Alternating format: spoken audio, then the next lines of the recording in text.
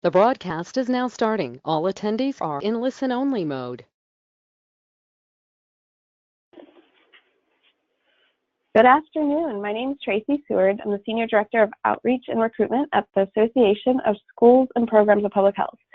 Thanks for joining us for today's ASPPH Presents webinar, Admission Series Part 2, Effective Yield Strategies for Plateauing Times. This webinar is part of the 2019 ASPPH Presents series, which has been designed as a service to CEIF-accredited ASPPH member schools and programs of public health. The webinar is being recorded and will be available on the ASPPH website in the archive webinar section soon. All registrants will receive an email with a link to the posted recording. Additionally, this webinar has been approved for 1 hour CPH continuing education credit.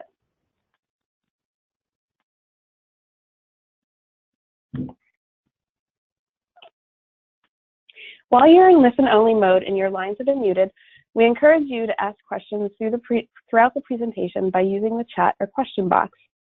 We'll address your questions at the end of the presentation. Our moderator for today is Adam Ansira-Corrigan. Adam is the Director of Student Affairs at the University of Michigan School of Public Health. He and his team are responsible for the recruitment and admissions process, registrar functions, and student support and engagement. Prior to his current role at UMSPH, Adam was the Recruiting and Admissions Coordinator at the University of Michigan School of Natural Resources and Environment. He's worked at the University of Michigan for 10 years. Adam graduated with a Master of Arts in Educational Studies from the University of Michigan in 2003.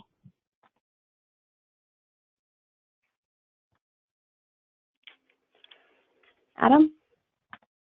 Thank you, Tracy. And thank you to everyone for joining us today on the webinar. Following the introduction, we will receive a quick recap of data presented in the first webinar. Then we will hear about multiple yield strategies from 3 universities. Finally, we will review takeaways and have a chance for questions and answers. Slide, please. I am pleased to be joined by 3 presenters today. Amy Glicken obtained a BA in Sociology from Grinnell College in 2000 and a MPH in Community Health Practice from the University of Arizona, Mel and Enid Zuckerman College of Public Health in 2006. She previously held positions at the Volunteer Lawyers Program of Southern Arizona Legal Aid, Planned Parenthood of Greater Iowa, Planned Parenthood Arizona, and the University of Arizona Center of Excellence in Women's Health. Amy serves as the Director of Admissions in the Office of Student Services and Alumni Affairs at the University of Arizona College of Public Health. As part of her role, Amy advises the Graduate Student Ambassadors. Amy served on the National SOFIS Advisory Council from 2011 to 2013 and 2014 to 2016. Lexi Just is the Assistant Director of the Master of Public Health Program and the Coordinator of Graduate Student Development, Admissions, and Recruitment at the University of Iowa College of Public Health. Lexi has worked in her role for 12 years. Her role spans the life cycle of the student from recruitment to alumni relations. During her tenure, she has developed many new programs and structures within the College of Public Health and actively seeks ways to enhance current admissions and recruitment practices. Mary Beth Carroll is currently the Assistant Director of Student Affairs at Michigan Public Health. For the past 6 years, she has led the planning, budgeting, and coordinating of the school's recruitment activities. During her career, she has developed virtual webinars that are utilized during all recruitment phases. In addition, she created a volunteer admissions ambassadors program that provides additional recruitment support and has allowed the admissions team to expand its reach. Prior to this position, she has held roles in campus life and undergraduate admissions. Our learning objectives with this webinar today are for participants to understand why yield strategies are more important in flat and declining admission periods, and describe innovative and effective strategies that can be implemented on your own campus to improve yield. So without further ado, let's dive into the webinar. Christine Phelps Senior Director of Data Analytics at ASPPH, will provide a quick summary of the data presented at the first webinar. Christine? Thanks, Adam. During our first webinar, we focused on data, looking at admission trends, enrollment forecasting, and using the ASPPH Data Center portal to track your school or program's admissions trends. During that presentation, we presented data from both our ASPPH annual data as well as our SOFIS application cycles. In brief, public health has experienced tremendous growth over the past decade. However, the question is, are we at the inflection point? I have 2 slides to share with this group today. This first slide shows admissions data from ASPPH annual data reporting for a cohort of 35 members. These 35 members reported graduate level data across the years shown here, from 2005 to 2018. While we have more admissions data from other members, this cohort provides comparability from year to year. So as we see with this group, a plateau is seen in admissions starting from 2013 onward. 2018 did show a slight increase in applications and acceptances, though new enrollments remained fairly steady. Next slide, please. This slide shows graduate level degree conferrals, which is a metric we use for forecasting. We see data here for a cohort of 50 members this time for the years 2012 through 2018, and projections for 2019 through 2023. The data here is once again graduate level, and it's broken out by master's and doctoral degrees. The projections are partially based on admissions data seen in the previous slide. While doctoral degree conferrals have already remained fairly level across the years, a plateau is forecasted currently for the master's level. I will put a caveat on here that it is hard to forecast, especially in times of change, which is what we might be going through right now. So ASPPH is continuing to monitor our SOFIS cycle data and all of our data resources. Next slide, please. As a reminder, this webinar is the second part of our admission series. The third part will be held during our annual meeting, where we will be presenting our latest admissions results and information on workforce trends as well. Overall, ASPPH put this series together to be proactive in terms of admissions. We're doing this by monitoring and analyzing both quantitative and qualitative data, by communicating the information to our members through this series, through member engagement groups and member consultations, by convening members, as we are today, to engage in peer-to-peer learning. And lastly, we're developing resources for our members, including a data center portal admissions toolkit, which will be available in the next few weeks. With that, I will hand it back to Adam. Thanks for the recap, Christine. The data clearly reinforces our need to focus on yielding students who apply. Up next is Amy Glicken to discuss practices employed at the University of Arizona. Thank you, Adam, and thank you for joining us today. Next slide, please. At the University of Arizona College of Public Health, we have held an on-campus admitted students day every year since 2010. We had noticed a decrease in participation, likely due to the travel costs involved with visiting us in Tucson. To alleviate this, in 2017, we instituted a virtual visit week. The idea here is to offer much of the same information and networking opportunities in an online setting. In the first year, you will see that we invited only admitted students to our virtual visit week and had 26 students join us, compared to 33 who attended Admitted Students Day. In 2018, we invited all in-progress applicants, prospective students, and admitted students, and we saw a jump to 145 students participate in the week, compared to 31 who attended Admitted Students Day on campus. We hold this event during the first week of April and start the week with a regular admissions information session where we discuss all of our academic programs, the application process, admissions, general financial aid information, and introductions to the members of our Office of Student Services. From there, we move into 45-minute sessions for each of our 8 areas of study spread throughout the week. The program director for each program gives a 15 to 20-minute presentation of the degree programs that fall within their area, the faculty's areas of research and expertise, and the strengths of their program. We use both PowerPoint slides and the video function so that students can see the presenter. Then we open up to the students to ask questions via the chat function. If the students don't have questions, I have a list of questions to ask, including questions about mentoring, internships, research opportunities, living in Arizona, and so on.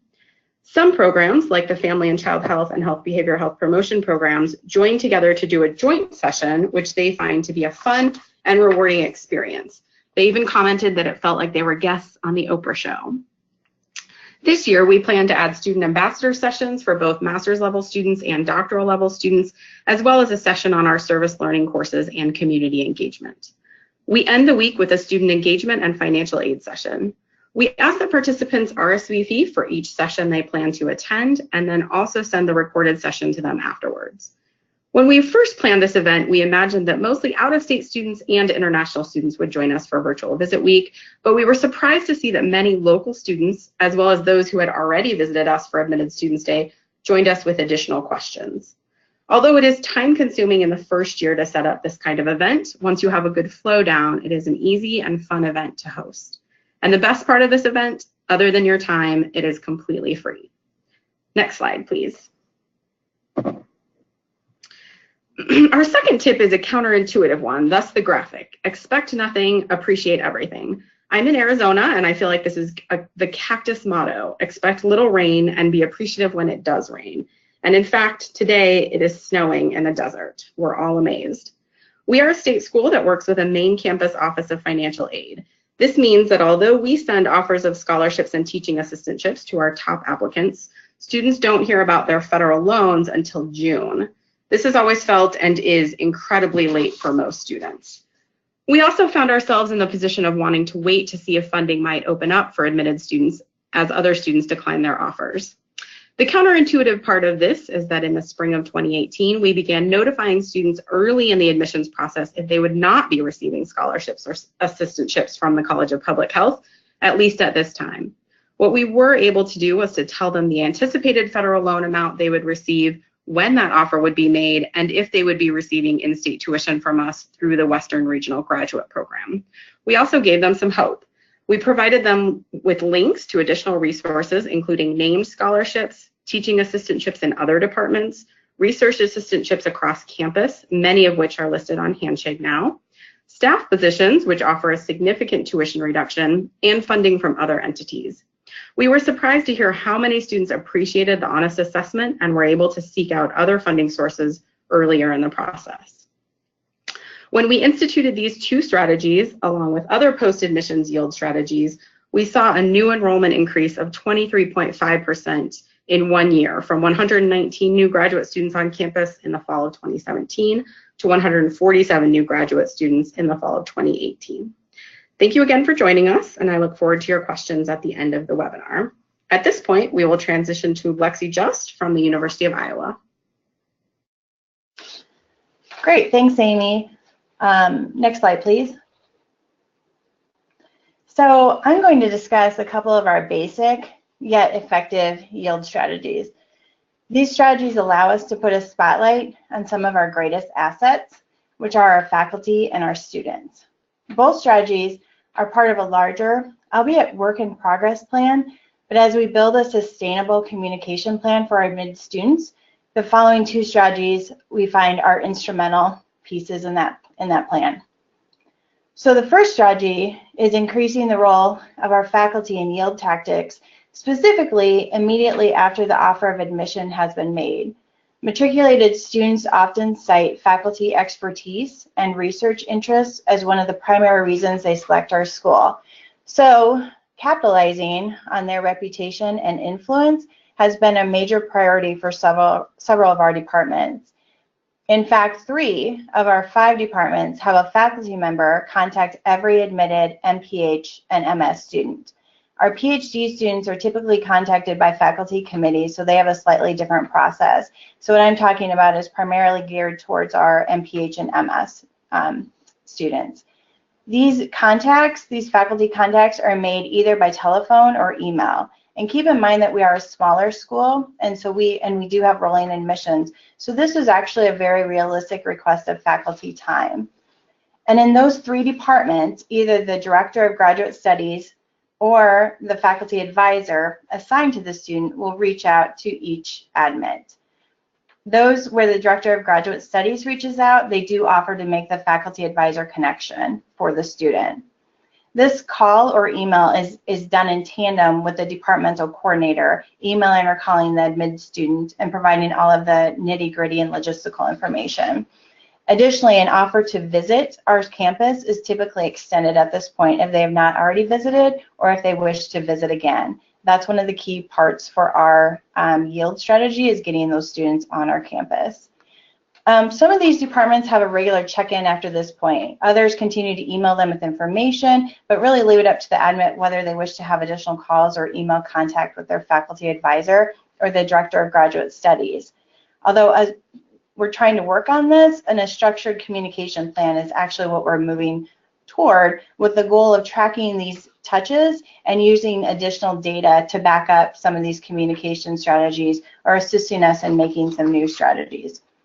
I guess no surprise, but the departments that do this outreach have the highest yield rates in our college. The two departments that have not previously had faculty engaged in this way have determined that they do need to step it up a bit, and one of those departments has already implemented this strategy for this current cycle. So we're all very interested in watching the yield number of that department for this incoming class. The main goal here is hammering hard on the strategies that have proven to be effective, which will benefit us in the long run. A couple of internal challenges that we've come across to this strategy include getting all of our departments and faculty members on board. I'm sure you've all experienced that as an issue, and know that this can be a bit challenging. And also a challenge is just getting general buy-in for a larger sustainable communication plan at all levels. Although with those challenges, we find there are many opportunities, including creating a culture college-wide of all hands on deck in the recruitment and yield initiative process. And then also a huge opportunity we're finding is utilizing and working with the ASPPH data team and also our internal university student record system for tracking purposes. Yield percentages are telling, but making strategic enrollment management decisions with more detailed data is a huge opportunity for this strategy. And next slide, please. Oh, there we go. Our second strategy here at the University of Iowa is utilizing our graduate student ambassadors.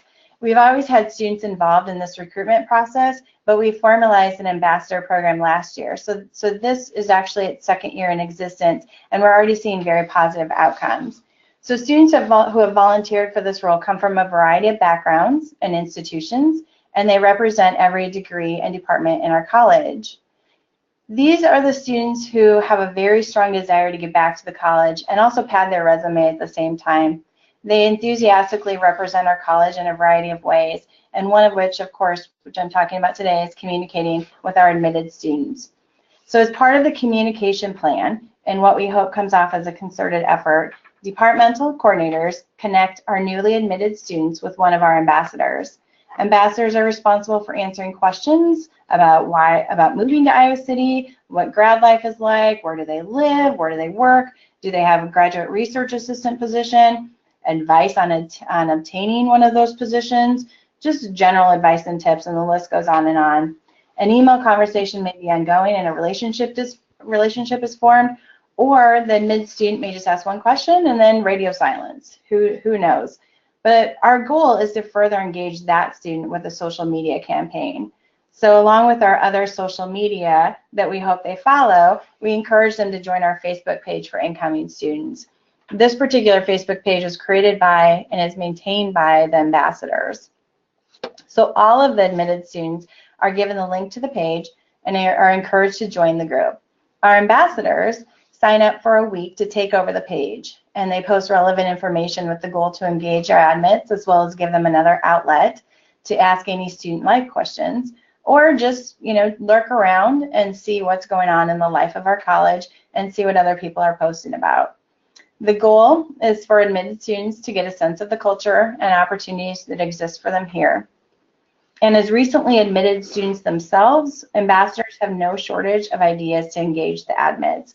They're so eager to talk about why they love the school, the quality of the program, the opportunities that they've had, and they also want to showcase why they made the decision to come here and discuss their career goals. all of which is extremely valuable information to hear from a peer. The ambassadors are also affecting our yield by spearheading other thoughtful social media campaigns, assisting with student visits, providing testimonials, overseeing podcasting for our college, and the list goes on. So a couple of challenges to this yield strategy include, of course, turnover of the students in the program, retraining the students as they come into these roles. And when you do have a new student group, you know, the threat of not having as engaged students is always there. And I guess a flip to that, but yet another bit of a challenge, and this might be a good challenge to have, is somewhat reining in the ambassadors. They have very, you know, a lot of great ideas, but some the college can't quite commit to, so sometimes we have to rein those students in. But finding a balance between what the institution can commit to and capitalizing on the enthusiasm and motivation of the students can sometimes be a bit complex, but finding that sweet spot is definitely what we're after. Our intent with this group is to turn these engaged students into engaged alumni. So creating ways to impact yield for our engaged alumni is definitely another opportunity that this strategy leads to. And opportunities seem to be endless when you have an engaged group of ambassadors. In fact, one yield strategy going forward for the immediate future for our ambassadors is to shoot day in the life videos. This will be extremely beneficial for those who can't get to our campus for a visit. So I guess to summarize, engaging faculty and students and eventually alumni in our yield tactics is something we hope to embrace and strengthen. We know that these work and they definitely have an impact. So they have to be a part of our greater sustainable yield plan. And with that, I'll turn it over to Mary Beth. Good afternoon. Thanks for joining us and taking part in this ongoing conversation centered on yield strategy. The two yield activities I'm going to cover are the Admitted Student Email Campaign and our Faculty Research Showcase. Each year at Michigan, we continue to streamline our yield programming. As you will see, our stats indicate that over time, we have success in our efforts. Next slide, please. One way we connect with admitted students is through our Admitted Student Email Campaign. This initiative began in 2013 and has continued to play an integral role in our yield recruiting outreach. Outlined on this slide are the basic logistical pieces of executing the campaign. I'm going to share some additional information about our behind-the-scenes process. The way we kick off the campaign is by sending admitted students a web form where they can request to be contacted via email by a current student. Students are matched based on their department or their student org interest. Next, we create a form for current students who want to volunteer their time to connect with up to 3 to 4 admits based on request. Finally, current students are provided instructions and a frequently asked questions handout. In addition, they're instructed to forward complex questions to appropriate staff. It's worth mentioning that we screen current students by reaching out to departments to ensure that they'll represent the school in a positive light. The graph below demonstrates the large quantity of students we've reached over the years. Through these efforts, we have created a no-cost solution to connecting admitted and current students. Next slide, please.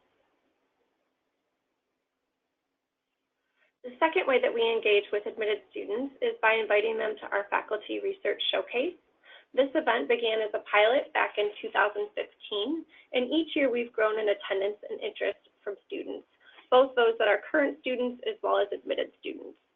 We're really excited about the growth that we've seen, and we look forward to seeing what 2019 will bring.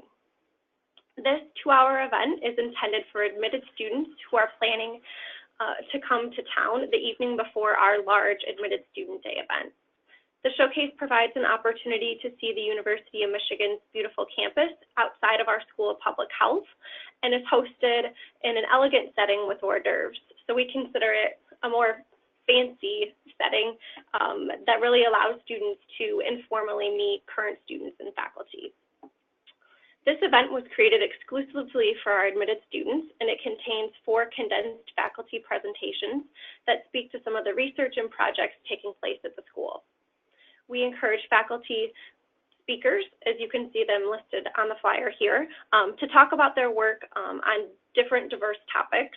On this slide, with this year's speakers, you can see the flyer that we're using to advertise the event. And this is shared via email as well as on different social media platforms to try to gauge interest. And we always include the different department that they're with, who they are, and the topics to try to gauge interest and attract different attendees. Our faculty presentations are followed by a meet and greet with our current student admissions ambassadors and student org leaders. As you can see over time at the chart here, we have had excellent matric rates, and we're really excited to see what we're going to find next month with our attendees. So with that, I'll turn it over to Adam, who's going to wrap up the webinar.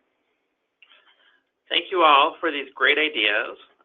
Just as a quick recap, the tangible strategies we can take away today are virtual visit day. Take your onboarding to them. I think we all know that it can be very challenging for admitted students to come to our traditional brick and mortar events. So let's take some things to them and try to get them engaged that way. Manage funding expectations. Let students know what to expect and when to expect it. Faculty involvement. Timing it right can make a big difference, and use data to get everyone on board. Graduate student ambassadors. Engaged students are eager to play a role in yield strategies and should be considered in an effective yield campaign.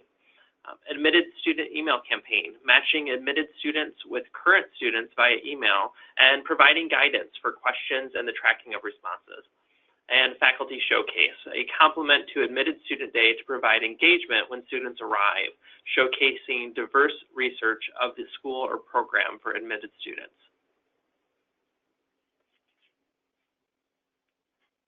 Tracy?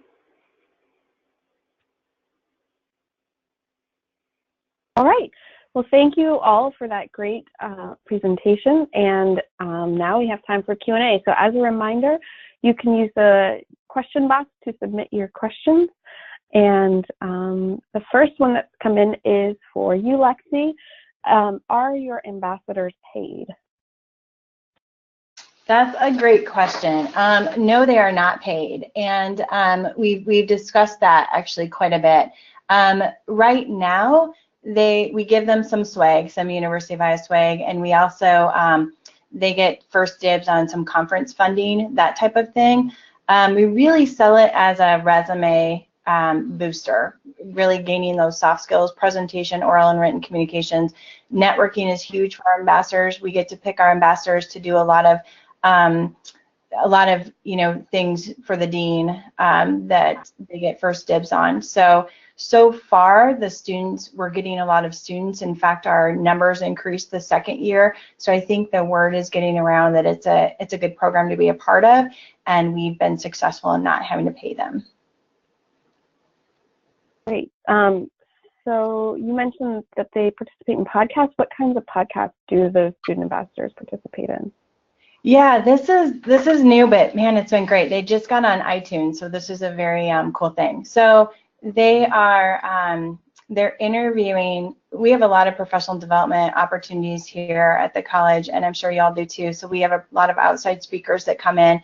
We try to put aside 1 hour with those speakers so that they can come do a podcast with our students. So they're working with the outside speakers. They also, the students that went to APHA, we had them, we helped fund their trip to APHA, and so a part of that was they had to give something back. A lot of them chose to do a podcast about what they did at APHA, the things they learned, and kind of tips for people that are students that want to go to APHA next year. So so they're interviewing each other, faculty, and then outside speakers is primarily what they're doing. Great. And one more question about ambassadors while we're on it is, how do you vet them? Yeah. Or do you vet them? We do. So I have 2 people that I do, actually I should clarify the payment thing. So I do pay 2 students to work for me, and they sort of lead the ambassador program. They have other duties besides leading the ambassador program, so they do a lot of just different things for me, but they are paid to lead the ambassador program. So those two individuals and myself interview all of the potential ambassadors. We ask them to fill out a 5-question, I think we do that in advance. We have them fill out these 5 questions, answer 5 questions about why they want to be an ambassador, and then we screen them like that, and then we interview with them. And so far, the people that are applying for the ambassador position, oftentimes they have either experience in an undergrad ambassador role, or they just have a general, desire to speak out about public health, do outreach with public health and programs. And so we've had some really great people step forward that we've screened. So it's been a pretty easy process. Great. This question is for all presenters, but maybe Mary Beth, you could answer first since you talked a little bit about what you do here. But to all presenters who use students to conduct outreach to applicants, what extent do you try to match the current students with their prospective students based on interest, background, etc.? And if you do match it, how do you do it? Yeah, so do you mean in terms of like the email campaign or just in general? I'm thinking that this person is asking about in general. Yep, in general. Yeah. And we have an admitted student wanting to connect with a current student. We have a group of current student admissions ambassadors as well. And luckily, we have a pretty robust group of about 75 students made up of all of our different departments. They're first years, second years, MS students, MPH, MHSA, so very broad spectrum. So we're able to really drill down pretty quickly who would be the best match for them. We email students and then have the opportunity to connect the two of them, typically via email. But even last week, for instance, we had a student who was admitted who came out of town with our health management and policy department, and I was literally at this time last week able to organize a last-minute weekend visit. So I really think that utilizing current students not only in yield recruiting, but just general recruiting is something very important. While students like to talk to staff and faculty, I think that the personal experience that current students have is just something that we can't give as staff and faculty. And I think the first step is recognizing that and then being able to utilize them strategically and tracking those efforts will not only help you improve, but help you come up with new and innovative ways to meet the new generation of public health leaders. Great. Amy or Lexi, do you guys have any other insights about matching prospective students, your current students? I agree with what Mary Beth said. I think the other part to that is that the students, if they're matched with somebody and they recognize that that person would be better matched with another student, I think they're really good at connecting the prospective students with other current students that might better, match, I guess. And so I found that to be true. So really giving the power to the students to make those decisions is good too, because I think ultimately they kind of match themselves. That's a great point, Lexi. And I'll just add that we also do, our student ambassadors do outreach to prospective and admitted students. And with our email campaign, we don't do any matching other than that they be from the same program that the student is applying to or is interested in.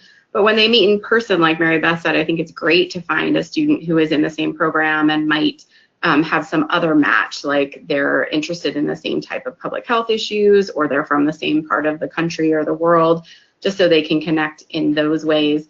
But I'm always surprised, like Lexi said, sometimes those students take, our ambassadors take visiting students out for coffee or for dinner and end up inviting other students who are a match as well. Awesome. Amy, actually the next 2 questions are for you. So the first one is, when do you hold your virtual week? So we have done it at 2 different times, but generally in the spring, right before the April 15th commit day. So the first year we did it the last week of March. This year we're doing it the first week in April. For some schools, that may be too late in the season. For some, it might be too early. But for us, that's kind of a happy medium. We've admitted, most of our students at that point, and it's, like I said, right before the commit deadline. And also, we have some of our late applicants who join us at that point. So that's kind of an ideal time for us. And we've actually considered, adding it to the fall as well as a prospective student event, but again, we're thinking of it for yield, so we've kept it in that springtime. Okay. And then the other question is, which platform do you use to conduct the events? Yes, so last year, the University of Arizona, our contract was with Adobe Connect. Adobe Connect is a nice platform for multiple speakers to be using, but sometimes it's difficult for users. For those of you who've used it, you know that you have to update your Java frequently, and so that's a little bit frustrating. This year, our contract has moved to Zoom, and so we'll be using Zoom, which has its own challenges, but seems to be a little bit better platform for the users joining us. We hear from students that they appreciate the Zoom platform. Thank you. Great. Sure. All right, I think those are actually all the questions that have come in. So we will move on. All right, as a reminder, this webinar was recorded and will be made available on the ASPPH website in the archived webinar section.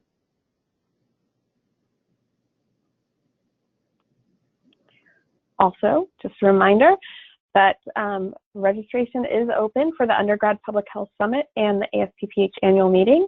And actually today is the regular registration deadline. So the prices go up after this. So if you want to go register after this webinar, it would be a great idea. And that's all we have. So thank you again for joining us today, and we hope you have a great afternoon.